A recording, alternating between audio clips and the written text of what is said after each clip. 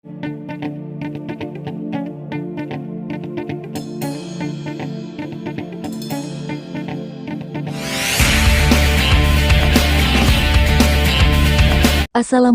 warahmatullahi wabarakatuh. Semoga kalian semuanya diberikan kesehatan, amin ya robbal alamin.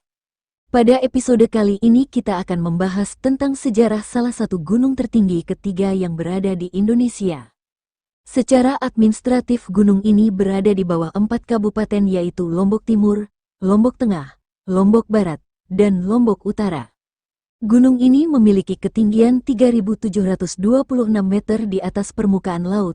Bagi masyarakat Pulau Lombok, khususnya suku Sasak dan suku Bali, Gunung Rinjani dianggap sebagai tempat suci dan merupakan istana para dewa. Di Gunung Rinjani ini terdapat Taman Nasional Gunung Rinjani yang terletak di kawasan peralihan biogeografis, garis Wallace, tempat flora dan fauna Asia Tenggara bertemu dengan flora dan fauna.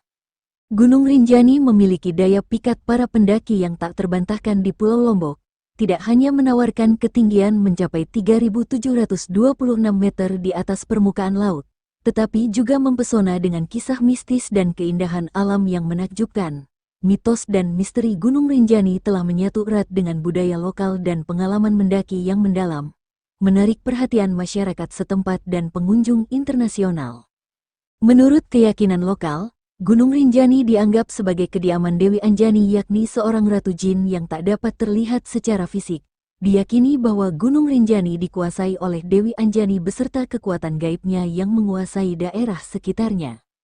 Menurut tradisi tutur masyarakat NTB, Dewi Anjani merupakan anak dari Dewi Mas yang merupakan mantan istrinya Raja Tuan. Dewi Mas adalah seorang permaisuri kerajaan Tuan yang diusir karena difitnah oleh istri kedua raja. Dewi Mas difitnah bahwa bayi yang dikandungnya bukanlah anak Raja Tuan. Oleh karena itu, Dewi Mas dibuang oleh Raja Tuan ke sebuah gili tak berpenghuni yang jauh dari kerajaan. Meskipun diusir dari kerajaan, Dewi Mas tetap bertekad untuk hidup dan membesarkan kandungannya. Ketika memasuki waktu kelahiran, Dewi Mas ternyata melahirkan anak kembar. Anaknya yang laki dinamai Raden Nuna Putra dan anak perempuan dinamai Dewi Anjani.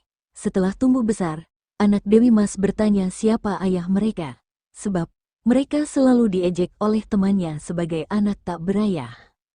Kawasan Gunung Rinjani memiliki kawah yang dikenal sebagai Segara Muncar, dianggap sebagai istana sang ratu oleh penduduk setempat. Menurut cerita yang berkembang, istana ini muncul dan bisa terlihat pada waktu-waktu tertentu, menambahkan sentuhan magis pada puncak gunung. Pendaki dan petualang yang telah menjelajahi Gunung Rinjani melaporkan pengalaman-pengalaman mistis yang memperkuat kisah tentang Dewi Anjani dan istananya.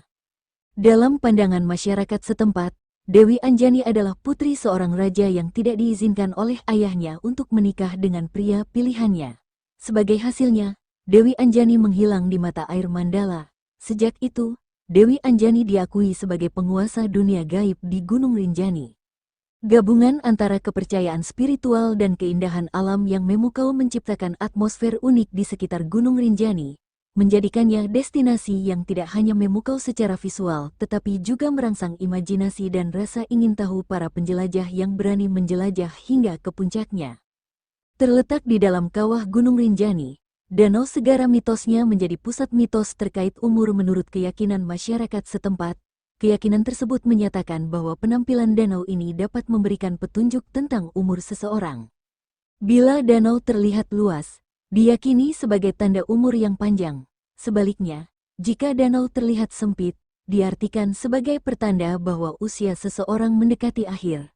Walaupun pandangan ini hanya menjadi keyakinan sebagian orang, sejumlah individu juga meyakini bahwa umur sejatinya ditentukan oleh Tuhan Yang Maha Kuasa. Danau Segara Anak tidak hanya dihiasi oleh mitos seputar umur, melainkan juga diyakini menyimpan berbagai kekuatan dan misteri yang unik.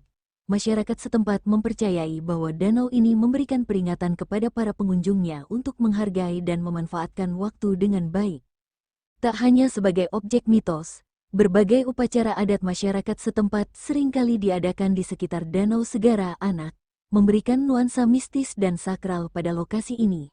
Legenda mengenai Dewi Anjani, Ibunda Kera Putih Hanoman dari pewayangan yang konon mendiami danau, menjadikan tempat ini dihormati dan dianggap sebagai bagian integral dari warisan budaya dan spiritual Gunung Rinjani. Demikianlah sedikit sejarah tentang Dewi Anjani, dan apabila ada kesalahan untuk penyampaian mohon untuk dimaafkan. Sampai jumpa di episode berikutnya. Kita bahas apa lagi ya? Komen di kolom komentar. Wassalamualaikum warahmatullahi wabarakatuh.